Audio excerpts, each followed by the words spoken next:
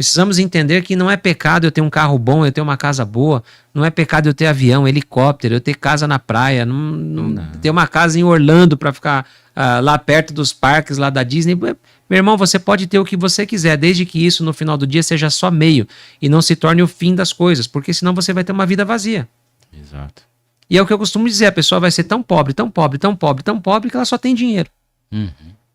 Sim. Que deve, para mim, esse é o símbolo maior de pobreza. É quando a pessoa no final do dia ela só tem o dinheiro, ela só tem o bem, ou ela só tem a empresa. Então a vida com equilíbrio, né? E aí ainda dentro do ponto que você comentou comigo, né, de que modelos nós poderíamos extrair de Cristo, acho que é a gente entender que a gente pode prosperar, que a gente pode crescer, que a gente pode ter uma vida bacana, mas tudo isso no final do dia, ele não é o que nos move. Sim. Não é o que nos move. Eu não sou movido a isso, porque a partir do momento em que eu me mover a isso, eu vou em algum momento me perder ou perder a razão até mesmo de viver. As coisas perdem sentido, perdem valor. Né? Então é o conceito de tempo, né? Sim. É o conceito de qualidade de vida. Hoje se fala muito em qualidade de vida. O que é qualidade de vida? Para algumas pessoas, qualidade de vida é ter uma casa na praia. Bacana. E se você mora sozinho? Quanto você vai usar essa casa na praia? Algumas pessoas elas querem, não, eu gosto de viajar, eu viajo muito, já tive a oportunidade de conhecer algumas dezenas de países. Eu viajo muito pelo meu trabalho. Meu trabalho me faz viajar muito, de conhecer muitas culturas, eu acho excelente. Eu acho super bacana. Né? Eu acho legal eu sair daqui e ir para Dubai, como já fui. Jantar num ótimo restaurante, né? Fui jantar em um restaurante em Dubai que o prédio tinha 60 andares, ou mais de 60. No andar de número 65, que era um topo do prédio, tinha um jardim suspenso. Aí. Nesse jardim suspenso, um monte de restaurante lá dentro, parecia uma cidade em cima de um prédio. E eu jantei em um restaurante lá. Eu contemplei tudo aquilo, e quando eu estava sentado no restaurante comendo com um grupo de pessoas do meu trabalho, sabe o que eu estava fazendo? Glorificando a Deus. Não. Não? Pensando na minha casa. Legal. Poxa, se minha esposa estivesse aqui comigo, seria melhor. Com certeza. Se os meus filhos estivessem aqui comigo, seria melhor. Então note que é aí onde eu falo que o conceito de prosperidade, de sucesso, de êxito, ele tem que estar voltado para esses princípios. O princípio da família, por exemplo, Deus me deu uma esposa e me deu filhos, para que eu viva essas experiências sem eles. Até que ponto isso é agradável? Então eu estava num lugar que para muita gente poderia ser o topo, mas que para mim ali eu não via a hora, na verdade, de voltar para casa. Sim. Por mais simples que seja a minha casa, por mais simples que seja a minha cama, é muito bom você dormir num hotel 5 estrelas, mas sozinho, isso em algum momento vai te gerar vazio. Quando na verdade uma caminha simples, o aconchego do teu lar junto com a sua esposa e com seus filhos, no final do dia ia te satisfazer muito mais. Salomão foi o maior exemplo disso. Sim. O homem mais rico que já existiu, mais poderoso que já existiu. O homem que era abastado em todos os sentidos. Tudo que ele queria, ele tinha na palma da mão. No final da vida, ele olha e fala assim, tudo é vaidade. Tudo é vaidade. Então, por que ele chegou a essa conclusão? Porque ele percebeu que ele desperdiçou uma boa parte, ele já escreveu esse livro em uma velhice, onde ele olhou para a vida dele e falou, poxa, de tudo aquilo que eu tive, o que eu mais queria, eu não pude ter. A mulher que eu amava, que era aquela que eu queria, eu levei muito tempo para encontrar. Quando, na verdade, eu tinha todas as mulheres à minha disposição, 700 mulheres, 300 concubinas, mas ele queria o amor de uma. Isso mesmo. E a ponto de olhar para todas as riquezas e falar assim, poxa, fala de riqueza para quem está morrendo. Pegue a pessoa mais rica do mundo hoje, né? E nós temos a doença que assola a humanidade, o tal do câncer que assola a humanidade. As pessoas, elas ficam... Eu tive com um amigo agora recentemente que acabou de superar um câncer. E ele superou, venceu, tá em remissão, já tá super bem. E eu olhei para ele e falei, cara, no final das contas, quando você recebeu essa notícia, no que você pensou? Ele falou assim, eu só pensei na minha família. O que eu deixaria para os meus filhos? E não é de bens, não é de estrutura, não. O que eu deixaria para os meus filhos? De legado. De legado. De legado. E a ponto dessa pessoa olhar para mim assim e falar assim, e uma pessoa não crente, uma pessoa que está numa grande organização, numa grande empresa, uma pessoa não crente, ela chegar para mim e ela fala assim, me indica alguns livros, eu quero aprender mais. Me ajuda, almoça comigo, eu quero ter mais tempo com você, eu quero aprender mais, eu quero conhecer mais essa fé, eu quero conhecer mais esse Jesus, eu quero conhecer mais isso. Por quê? Porque no final do dia ele entendeu que trabalhar nas maiores empresas, que ter os melhores hospitais, os melhores médicos, nada disso no final das contas era o que de fato satisfazia o desejo daquele momento, que era o quê? Eu preciso de mais tempo com a minha família, eu preciso viver para passar para essa família um legado, para passar para essa família algo que no final do dia não vai se corromper, não vai se corroer, não vai estragar, que está além de tudo isso. E o que é isso? É desses princípios que eu estou falando. Sim. É exatamente disso que eu estou falando. Até porque a mulher é a base, né? Exato. Então o princípio da família, o princípio do casamento, o casamento que hoje tem sido cada vez mais negligenciado, né? O casamento que é a base de sustentação da gente, a juventude hoje, que a gente vê muita gente hoje até não querendo casar. Sim. Né? Quando na verdade a gente criou... Hoje o mundo, na verdade, a ideia é que ele foi criado para não ter casamento. Exato. Né? Então assim, eu falo para as pessoas, eu casei com 19 anos de idade. Eu estou com a minha esposa desde os meus 16 anos. Eu comecei a trabalhar com 9 anos de idade. Com 9 anos de idade eu já trabalhava. Com 9 anos de idade eu vendia veneno na rua. Sabe o que é isso, não? Vender veneno de barata na rua com 9 anos de idade? Pois eu fazia isso. As pessoas hoje elas falam assim, não, o adolescente não pode trabalhar. Não estou nem falando da criança. Eu até acho que uma criança de 9 anos não deveria estar trabalhando mesmo. Mas nós temos adolescentes hoje que os pais criam para não trabalhar. Quando o trabalho é um princípio de sustentação da humanidade.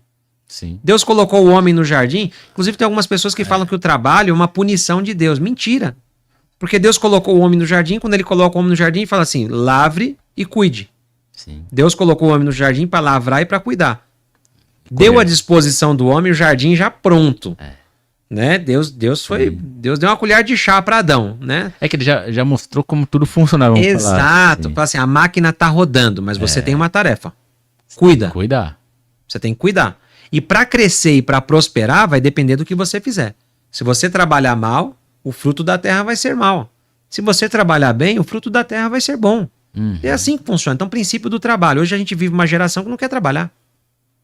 As pessoas querem viver uma vida dentro de casa achando que as coisas vão cair do céu. As pessoas que vivem de falácias, elas acham que as falas da internet se sustentam, quando na verdade isso não tem base de sustentação. Né? A gente vê pessoas, e aí me permita até fazer uma ressalva nesse ponto, né? Aquela coisa da pessoa, ele vê as pessoas tirando foto de Ferrari. E elas acham que aquilo ali é a mais pura verdade. Né? Então assim, a pessoa vai lá, aluga uma Ferrari ou compra cotas de uma Ferrari, porque ele não tem dinheiro para ter, né? E ele faz os videozinhos, grava 50 vídeos na Ferrari, põe na internet e a pessoa fala assim, eu quero ser igual àquela pessoa. Então a gente perdeu um pouco dessa referência. Né? E o trabalho é o que ajuda isso. O princípio do trabalho é o que ajuda a gente a formar o nosso caráter. Mas isso é uma coisa muito importante, porque assim, as pessoas elas têm que buscar serem, como posso falar assim, a pessoa enxergar os seus valores, seus princípios, como você falou, né? E não o que você tem. Nem sempre o que você tem mostra realmente quem você é. E às vezes você pode até ter algo, mas você não ter princípio, né? Warren Buffett, o homem mais rico e mais conceituado quando o assunto é mercado financeiro, né? Sim. Ele mora na mesma casa há mais de 30 anos. Ele anda com o mesmo carro há décadas. O Barça até 2 anos atrás ele andava de metrô. Exato. O Barça. Então assim, José Luiz Barsi, sim, a maior referência. Ele falou que agora porque ele ficou se tornou meio conhecido, ficou com medo de sequestro mesmo. Exato, né? Mas e um dos conselhos que ele dá, isso a gente está falando de um homem que ganha 1 milhão por dia. Milhões. Ele ganhou 1 milhão de rendimento por dia. Então, milhões. O patrimônio dele. Hoje o que esse camarada gera de renda fixa, talvez eu e você, a gente não vai construir de patrimônio na vida. Sim. Espero que sim. A gente vai trabalhar para isso. Né? Mas pode ser que a gente não chegue. Ele já tem. E ele fala assim, não, eu ando com um carrinho lá, mas é porque eu tenho que andar. Eu fiquei com medo e a minha filha começou a pegar no meu pé, né? Porque eu queria andar de metrô e eu falava, eu não preciso de carro, porque o metrô me serve, eu gosto, eu vou muito mais rápido. Eu gasto muito menos energia. Eu levo muito menos tempo. Minha mente tá em outro lugar, né? Não tá... Então, assim, é onde eu falo. A Bíblia fala que onde está o teu coração, ali está o teu tesouro. Exato. Esse é um grande ensinamento. Então, e essa de onde está o meu coração tem que estar ligado diretamente a esses princípios que eu estou falando. O princípio da família, o princípio do trabalho, o princípio da fé, o princípio de obediência. Uhum. Então, tudo isso no final do dia, princípio de obediência que está atrelado ao princípio de honrar o pai e a mãe. Honrar o pai e a mãe não é reverenciar e colocar um tapete vermelho para os seus pais. Quando você é bem sucedido, quando você constrói uma vida e um legado de valores, quando você pega os ensinamentos do seu pai e da sua mãe e carrega isso à posteridade, transferindo isso aos seus filhos, você está honrando o seu pai e a sua mãe. O respeito mesmo, é um honrado. Exato. E então, o assim, principal respeito também é você saber ensinar os seus pais. Por exemplo, às vezes você pode ter um pai que não crê em Deus. Então você vai lá, não é porque ele falou que Deus não existe que você tem que acatar aquilo. Não, você vai lá, então vai explicar para ele, mostrar bases para ele, né? Exato. O respeito é então, isso. assim, o honrar o pai e a mãe não significa que não exista discordância, não significa que vai existir harmonia em tudo. Nós estamos falando de seres humanos. Estamos falando de pessoas que são diferentes, que pensam diferentes, que apesar de estarem ligados pelo laço familiar, sanguíneo, emocional, de serem pais, de serem filhos, né? Mas são pessoas diferentes. Sim. Né? Eu tive acesso a muitas coisas que meu pai não teve. Entendeu? Então eu tive acesso a muitas coisas que meu pai não teve. É natural que em alguns aspectos eu tenha inclusive mais conhecimento que meu pai. Sim. Entendeu? Aí eu vejo meu filho hoje, eu pego meu filho faz algumas coisas com uma certa agilidade, que eu falo assim, poxa, eu não vou dar conta de fazer isso aí desse jeito. É da geração dele, né? É da geração dele. E eu tenho consciência de que eu estou criando meu filho para ser melhor que eu. Exato.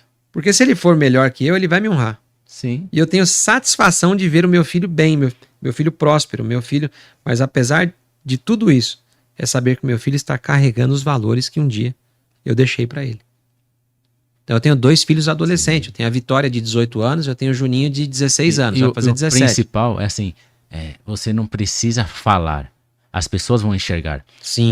Eu não esqueço até hoje, uma vez que eu fui fazer uma entrevista num local, e quando terminou a entrevista, o gerente do estabelecimento falou assim, dê os parabéns ao seu pai e à sua mãe pela educação que você tem. Eu não precisei falar nada. Eu precisei ser eu. Exato. Eu já passei por isso, é o que eu falo. Eu tenho 2 filhos adolescentes. Eu tenho a Vitória de 18, o Juninho de 16, caminhando para 17. E eu tenho a Isabela, que é a raspa do tacho, tá com 4 anos. Né? Eu queria ter muito mais. A minha esposa resolveu fechar a fábrica, né? Mas por mim eu teria mais filhos, né? Uhum. Mas eu vejo nos meus filhos pessoas completamente diferentes de mim. Tem comportamentos que se assemelham, mas são seres humanos completamente diferentes. Mas eu vejo os meus filhos, os 2 trabalham, são adolescentes e trabalham. Então eu vejo nos meus filhos a responsabilidade de trabalhar.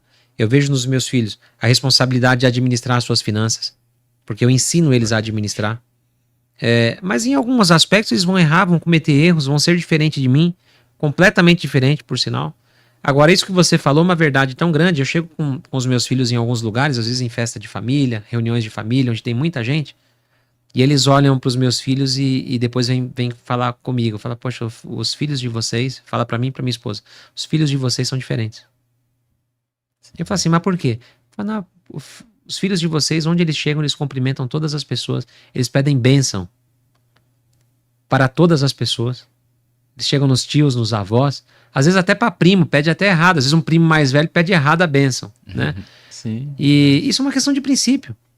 Léo, eu chego em casa, às vezes, pegar dias que eu tô trabalhando de casa, às vezes 2 dias por semana eu trabalho de casa. E às vezes você tá ali em casa, você sai e volta e tem aquele vai e vem da casa natural. Sim. Se eu entrar e sair da casa 10 vezes, os meus filhos vão me pedir bênção quando eu sair e vão me pedir bênção quando eu voltar. É o que você falou, é princípio. Eu nunca fiz nenhuma imposição. Agora, eu peço bênção pro meu pai, pra minha mãe, eu peço bênção pros meus avós, eu peço bênção pros meus tios, eles vêm fazendo isso a vida toda. Sim. Então, muito mais do que eu falar pra eles fazer, eles me viram fazendo. Exato. Mas esse é o melhor. Então, assim... jeito de ensinar alguém é exato. atitude, é o exemplo. Então, assim, se a gente souber dar exemplo, isso. quanto maior o exemplo, menor vai ser a fala. Exato. Você não precisa falar. Quanto mais exemplos eu der, menos eu vou precisar falar.